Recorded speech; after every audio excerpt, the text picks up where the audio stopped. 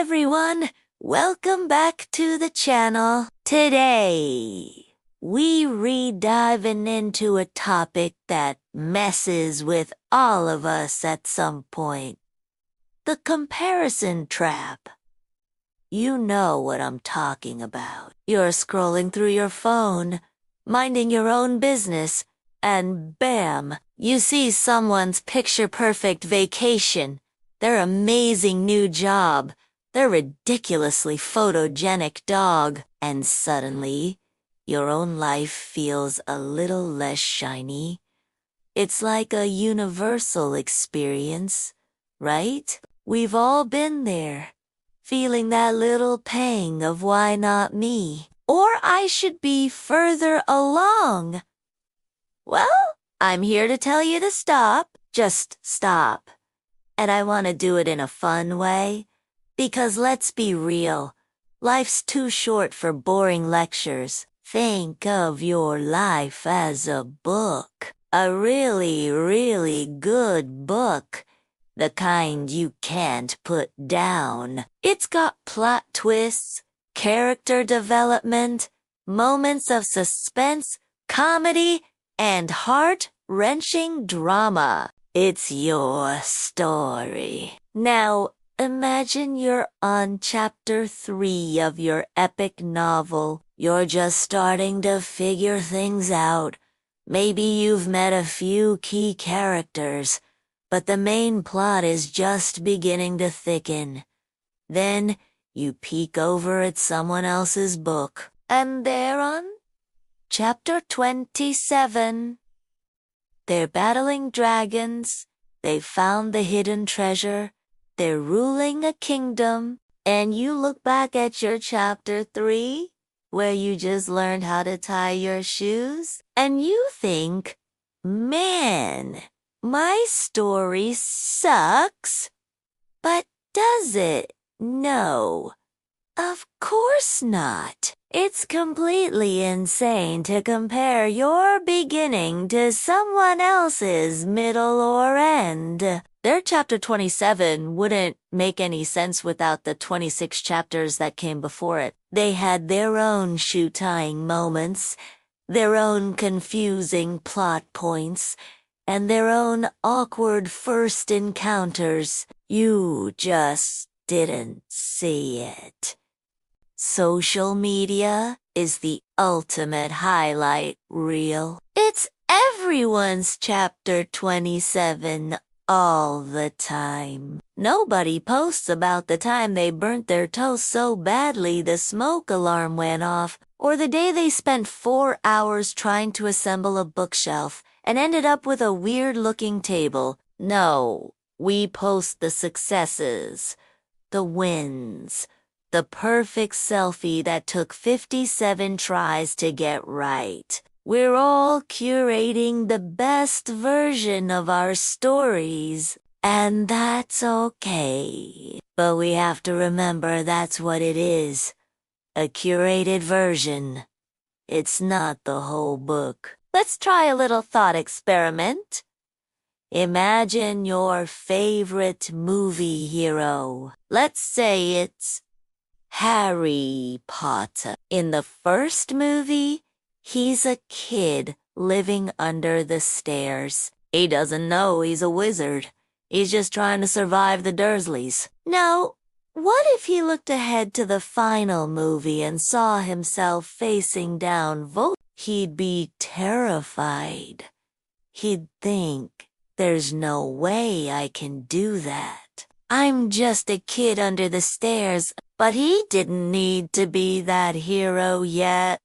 He needed to be the kid who got his Hogwarts letter, who made friends on the train, who learned his first spell. Each step was essential. His story unfolded exactly as it needed to.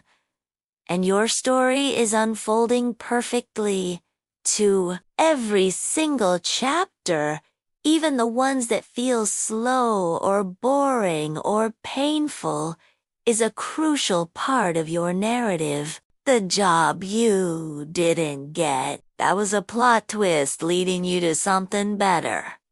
The relationship that ended, that was character development, teaching you what you truly need and deserve. The time you failed spectacularly, that was the part of the story where you learned resilience. You're building your skills, gathering your allies, and preparing for the bigger adventures that are waiting for you in the later chapters.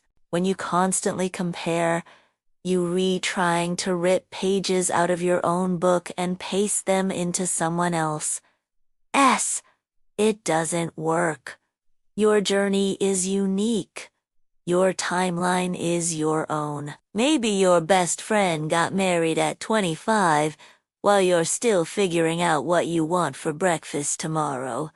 That's fine. Your love story chapter might be chapter 30. And it's going to be amazing when you get there. Maybe your colleague got a huge promotion while you're still learning the ropes in your department. That's okay. Your career peak chapter might be chapter 42, and it will be the result of all the experience you're gaining right now. Think of it like this. You can admire someone else's garden without thinking your own is worthless. You can say, wow, look at those beautiful roses they grew, and then turn back to your own little patch and say, okay, my sunflower sprout is looking pretty cute today. You can be happy for them and happy for yourself at the same time. Their success does not equal your failure. There's enough sunlight for all the flowers to grow. So, how do we actually do this? How do we break the habit?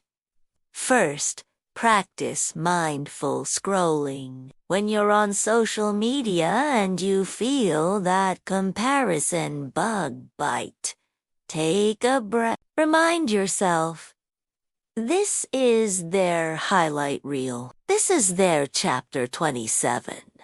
I'm on my own journey.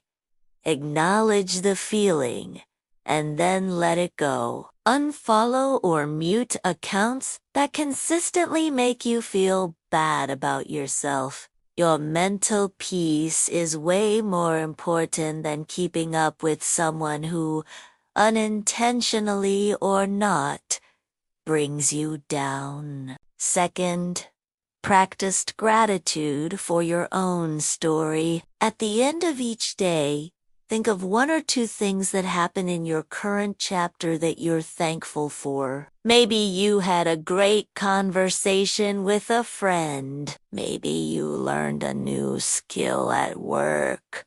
Maybe you just made a really delicious sandwich. Seriously? No win is too small. Focusing on your own plot points, your own small victories, keeps you engaged in your story instead of being distracted by others. Third, focus on your own main character arc. What are your goals? What do you want to learn? Where do you want to go? Instead of looking sideways at what everyone else is doing, look forward. What's the next step in your own adventure? What action can you take today to move your own plot forward, even just a tiny bit? When you're the active hero in your own story, you're too busy to worry about the side characters in someone else's. And remember, there is no behind in life. It's not a race. There's no finish line we're all supposed to cross at the same time. We're all on different paths, writing different genres.